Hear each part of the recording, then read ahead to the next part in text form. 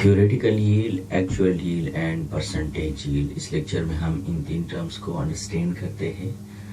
सबसे पहले हम बात करते हैं कि थ्योरेटिकल यील्ड क्या है।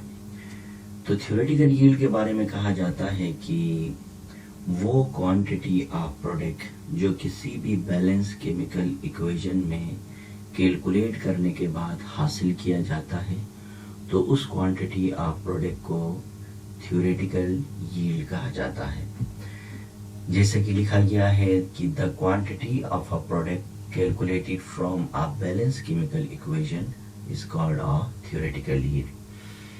तो थ्योरेटिकल यील्ड का मतलब ये हुआ कि किसी भी बैलेंस केमिकल इक्वेशन में जो क्वांटिटी ऑफ प्रोडक्ट को कैलकुलेट किया जाए, तो दैट अमाउंट ऑफ प्रोडक्ट को थ्योरेटिकल यील्ड कहा जाता है।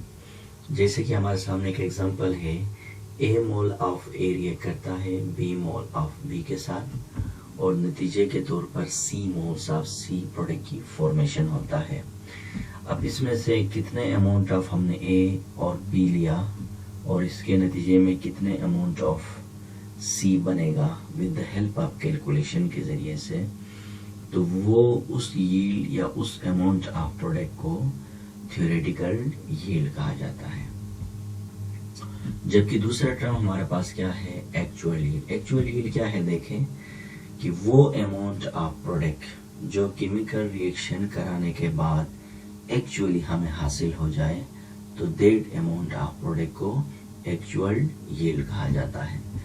जैसे कि लिखा गया है कि the quantity of a product that is actually produced in a chemical reaction is called actual yield। तो किसी भी केमिकल रिएक्शन कराने के बाद जो अमाउंट ऑफ प्रोडक्ट को एक्चुअली हासिल किया जाए एक्सपेरिमेंट के ज़रिए से, तो that is known as the actual yield. अब इस चीज़ को मज़ीद समझने के लिए हम इस एक्सपेरिमेंट पे गौर करते हैं। जैसे कि इस एक्सपेरिमेंट में चाय बनाने का अमल दिखाया गया है।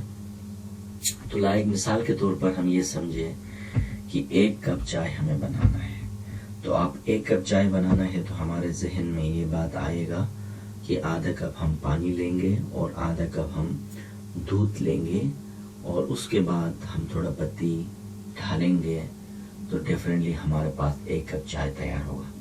तो ये हो गया हमारे पास थ्योरी। तो थ्योरी हमें ये कहती है कि आधा कप दूध और आधा कप पानी लेने से पत्ती और उसके बाद क्या होगा, आपको 1 कप चाय मिलेगा। जब हमने इस तरह कैलकुलेट करके जब हमने 1 कप आधा कप पानी और आधा कप हमने दूध लिया और चाय को हमने जब पकाया और पकाने के बाद उस चाय को छलनी के ज़रिए से छाना और छानने के बाद जब हमने देखा तो वो चाय यानी पूरा 1 कप तैयार नहीं हो गई बल्कि 1 कप से थोड़ा कम हो गई। तो हमने देखा कि जो थ्योरी में हमने जो कैलकुलेशन किया था तो उसके मुताबिक हमारे पास प्रोडक्ट हासिल नहीं हुआ।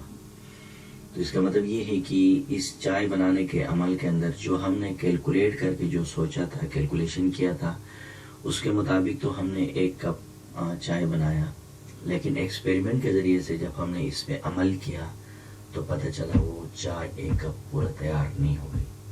तो इसका मतलब ये है कि जो चाय 1 कप से कम बनी, तो that is known as the actual yield. जो हमने कैलकुलेट किया आधा कप वाटर और आधा कप दूध के लिए और जो 1 कप चाय के लिए हमने कैलकुलेशन किया, तो that is known as the theoretical yield. तो अब सवाल ये है कि ये जो थ्योरेटिकल यील्ड है और जो एक्चुअल यील्ड है, बेसिकली जो एक्चुअल यील्ड थ्योरेटिकल यील्ड से कम क्यों आती है, तो इसके पीछे रीज़न क्या है।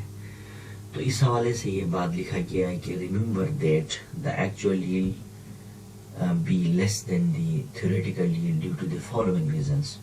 क्योंकि जो एक्चुअल यील्ड होती है वो थ्योरेटिकल यील्ड के मुकाबले में कम आती है केमिस्ट्री के अंदर, केमिकल रिएक्शन के दौरान। तो इस हवाले से 3 हमारे पास रीज़न है। जो फर्स्ट रीज़न है वो हमारे पास क्या है, साइड रिएक्शन में प्रोड्यूस्ड बाई प्रोडक्ट और सेकेंडरी प्रोडक्ट। बाज़ औक़ात ऐसा होता है कि रिएक्शन के अंदर साइड रिएक्शंस होते हैं और जिसके नतीजे में हमारे पास बाई प्रोडक्ट बनता है। लाइक बाई प्रोडक्ट को सेकेंडरी प्रोडक्ट भी कहा जाता है।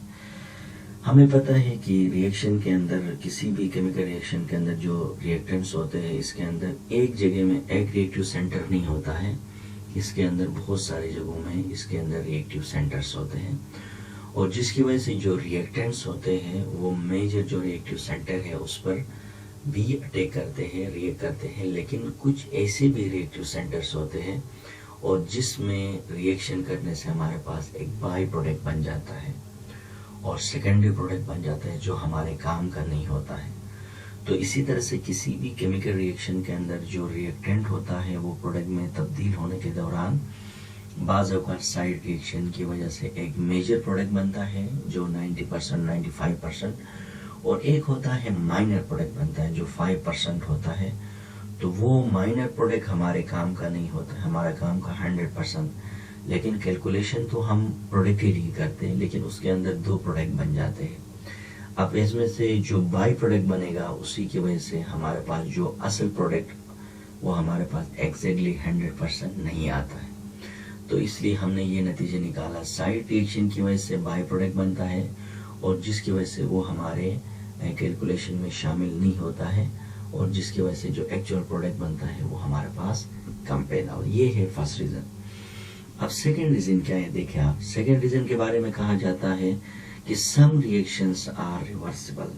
जैसे कि हम जानते हैं कि जो रिवर्सिबल रिएक्शंस होते हैं वो फॉरवर्ड डायरेक्शन में मूव करते हैं और बैकवर्ड डायरेक्शन में मूव करते हैं, और इनकी पहचान ये है कि डबल हाफ एरो है।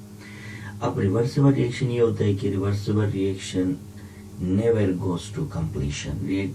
जो रिवर्सिबल रिएक्शन होते हैं वो रिएक्टेंट कंप्लीटली प्रोडक्ट में तब्दील नहीं होता है, क्योंकि वो forward as well as backward direction में मूव करते हैं। तो इसका मतलब ये हुआ कि 100% जो रिएक्टेंट होगा वो प्रोडक्ट में तब्दील ही नहीं होता है। जब तब्दील नहीं होगा तो कैलकुलेशन में तो हमारे पास 100 का कैलकुलेशन आता है, लेकिन एक्चुअली रिवर्सिबल रिएक्शन में 100% प्रोडक्ट में तब्दील नहीं होने की वजह से जो हमारे पास जो एक्चुअल यील्ड होता है वो हमारे पास कम पैदा होता है। अब तीसरा जो रीजन है वो हमारे पास ये है कि मैकेनिकल लॉस टेक्स प्लेस, क्योंकि बाज़ औक़ात रिएक्शन के अंदर जो प्रोडक्ट बनाते हैं इसमें बहुत सारे प्रोसेस हम करते हैं और जिनको हम मैकेनिकल लॉस कहते हैं।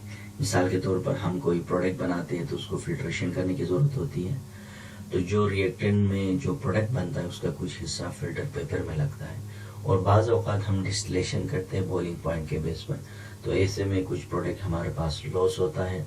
और बाज़ औक़ात हम क्या करते हैं, सेपरेशन करते हैं और फनल के ज़रिए से, और प्रोडक्ट कुछ फनल में लगता है, और बाज़ औक़ात हमें प्रोडक्ट को वॉश भी करना होता है, तो वॉशिंग के दौरान भी लॉस होता है, और बाज़ औक़ात क्रिस्टलाइजेशन के दौरान भी प्रोडक्ट लॉस, तो इनको हम मैकेनिकल लॉसेस कहते हैं।